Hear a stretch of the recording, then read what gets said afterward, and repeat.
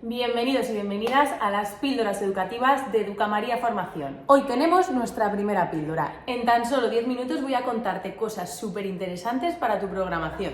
Pero antes de nada voy a presentarme. Para los que no me conozcáis, yo soy María, de la cuenta educativa en Instagram Educamaría. Soy maestra de primaria con especialidad en música y funcionaria de carrera en la Comunidad de Madrid. Actualmente me estoy dedicando a la formación docente.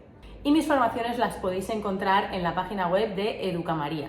Tenéis formaciones en programación didáctica, situaciones de aprendizaje, unidades de programación, rincones, Cricut, recursos educativos con Canva, un montón de formaciones que os ayudarán muchísimo en vuestra labor docente. Si os gusta esta clase y os apetece seguir formándoos conmigo, sin duda os recomiendo el curso de programación didáctica. Además, solo por estar viendo esta clase tenéis un 20% de descuento en todas mis formaciones. Os dejo aquí el código del cupón que tendréis que poner en vuestro carrito para que se os aplique ese 20%. Va a estar solo por tiempo limitado. Así que sin más dilación vamos a empezar con esta pequeña píldora educativa sobre programación didáctica. El tip número 1 es el marco legal. Es fundamental que estemos completamente actualizados y al día con la legislación educativa vigente, que ahora mismo es la LOMLOE. Debemos conocer y entender muy bien qué son los elementos curriculares y cómo se relacionan entre ellos. Esto es fundamental, sabiendo que hay elementos curriculares que conforman ese perfil de salida y hay otros elementos curriculares que conforman ese perfil de área. En cuanto al perfil de salida, ya sabéis que es una condición inherente que deben conseguir los alumnos al finalizar la etapa y es único para la etapa.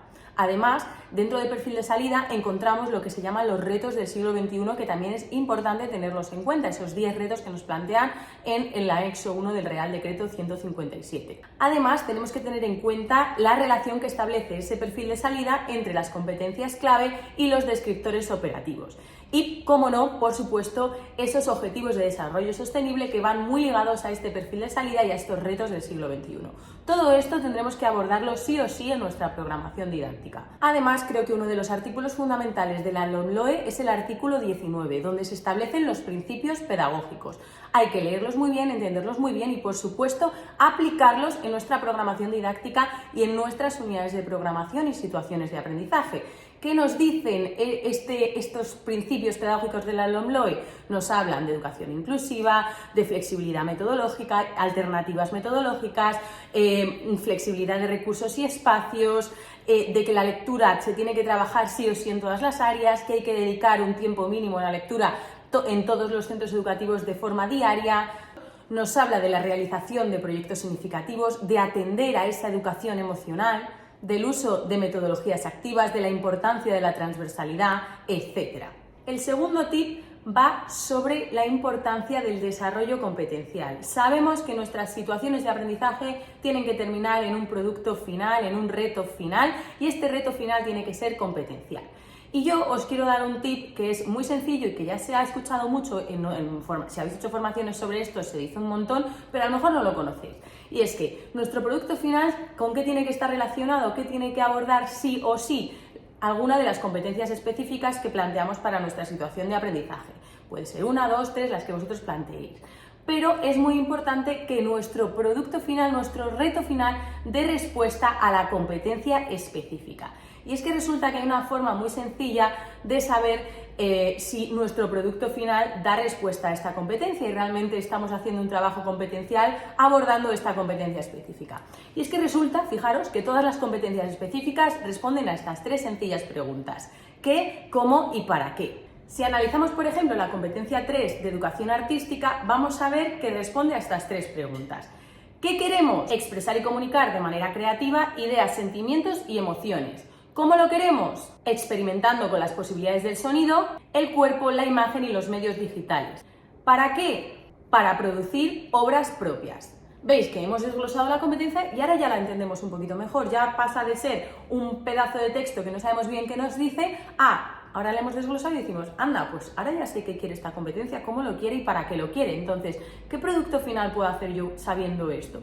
Pues, por ejemplo, en este caso podríamos hacer una representación instrumental con nuestros peques. Por ejemplo, si estamos en quinto de primaria, pues que bajen a infantil, hacerles una pequeña representación musical atendiendo a todo esto que nos pedía la competencia. Podría ser. El tip número 3 es incorporar la transversalidad. Esto es una condición inherente en el perfil de salida y ya lo hemos dicho antes. Por tanto, en nuestras programaciones tenemos que tenerlo en cuenta. ¿Y cómo lo podemos tener en cuenta? Pues trabajando los valores, trabajando la sostenibilidad, trabajando los retos del siglo XXI, los objetivos de desarrollo sostenible, que son y serán elementos esenciales en la educación integral de nuestro alumnado. Por si quieres buscar en la LOMLOE donde habla de la transversalidad, te lo voy a indicar en este vídeo. Lo único que tienes que hacer es ir al artículo 121, donde nos da pequeña información sobre la transversalidad. El tip número 4 es incluir un hilo conductor. Y me preguntaréis, María, ¿esto es obligatorio? ¿Es obligatorio hacer un hilo conductor?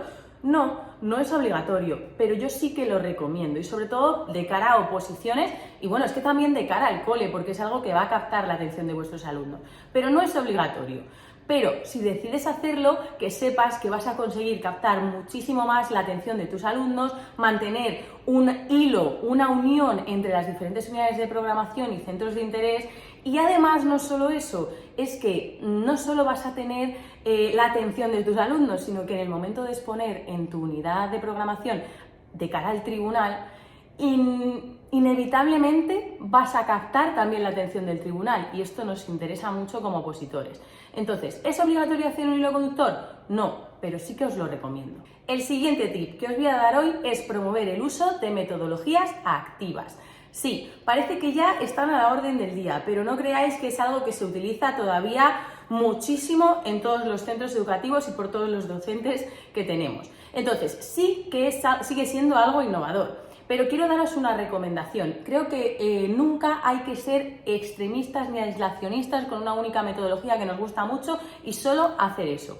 ¿Por qué? Porque creo que utilizar un abanico de metodologías que entre ellas se complementan es lo mejor que podemos hacer de cara al aula y de cara a las oposiciones. Porque en las aulas tenemos una gran diversidad de alumnado y no todas las metodologías, por mucho que a nosotros nos encanten, van a funcionar con nuestros alumnos. A mí, por ejemplo, me encanta el método Montessori, pero nunca se me ocurriría hacer solo metodología Montessori dentro de un aula. Creo que puede complementar mucho mi forma de trabajar, pero nunca sería mi única forma de trabajar.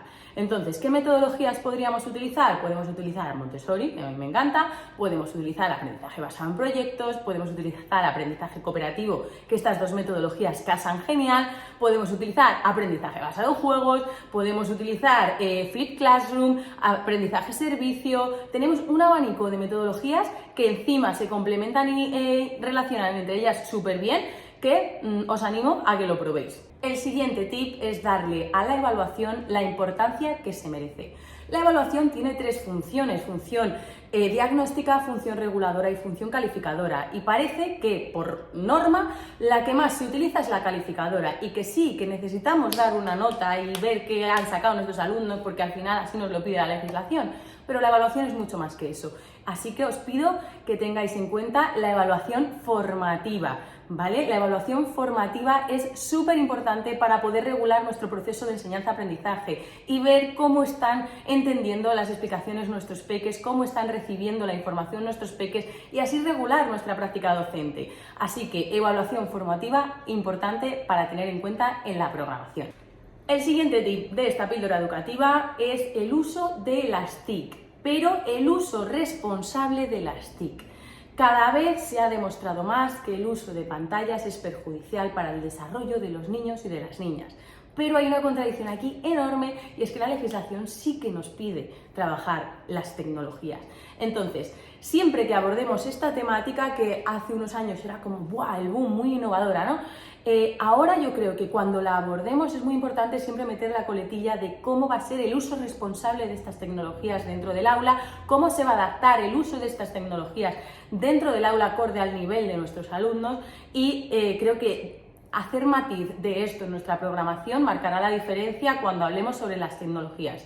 El siguiente tip que no puede faltar es el uso del diseño universal para el aprendizaje. La legislación no para de hablar de educación inclusiva, por tanto tenemos que utilizar herramientas que nos ayuden a esta educación inclusiva. Y una herramienta súper eficaz es el diseño universal para el aprendizaje. El diseño universal para el aprendizaje aplicado al aula se centrará en tres formas de aplicación: múltiples formas de representación, múltiples formas de expresión y múltiples formas de participación. No os olvidéis de estas 3 aplicaciones porque las tendremos que tener en cuenta a la hora de diseñar nuestras actividades y debemos planteárselas al tribunal el día de nuestra defensa y en la programación escrita. El penúltimo tip que tenemos para este vídeo es el siguiente. Es importante no olvidarnos de esto que os voy a decir, y es la colaboración entre la comunidad educativa y las familias. Esto es fundamental y va a marcar también mucho la diferencia en que el aprendizaje de nuestros peques sea realmente significativo. Involucrar a las familias va a tener un impacto súper positivo en el aprendizaje de nuestros peques, así como involucrar a la comunidad educativa. Así que yo os recomiendo muchísimo que esto lo incorporéis en vuestras programaciones. Y para terminar, el último consejo de hoy, el último tip, es fomentar la reflexión y la mejora continua. ¿De quién? De nosotros mismos. Tenemos que evaluarnos como docentes. Esa evaluación de la práctica docente es importante, aparte que obligatoria, que nos lo dice la legislación. Pero sí que siempre tenemos que hacer este trabajo reflexivo después de cada trimestre, qué hemos hecho bien, qué podemos mejorar, cómo mejorarlo, para así cada vez conseguir que el aprendizaje de nuestros peques sea pues mucho más significativo y mucho más integral, que al final es lo que buscan.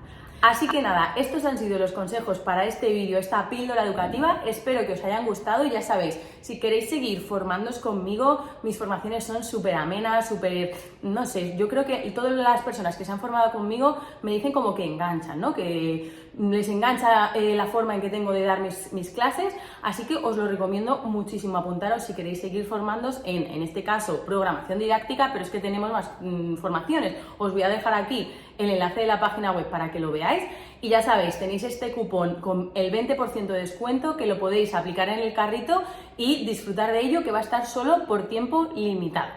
Así que nada más, mis formaciones, eso sí, son todas en formato vídeo, tienen PDFs descargables y son pues eso, muy dinámicas, así que os animo a formaros conmigo y me encantará veros dentro. Además tenemos grupos de Telegram para responder a las dudas de cada curso y está todo como muy conectado.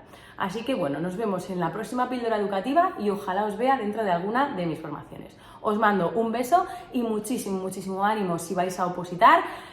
Cada vez será más fácil, cada vez lo tendréis todo más al día y cada vez vais a sentir que estáis más preparados si os seguís formando. Así que ánimo y también ánimo a las personas que estéis no opositando, pero simplemente con vuestra labor docente, haciéndolo súper bien, como estoy segura que lo estáis haciendo. Me despido ya y nos vemos en la próxima píldora educativa. ¡Chao!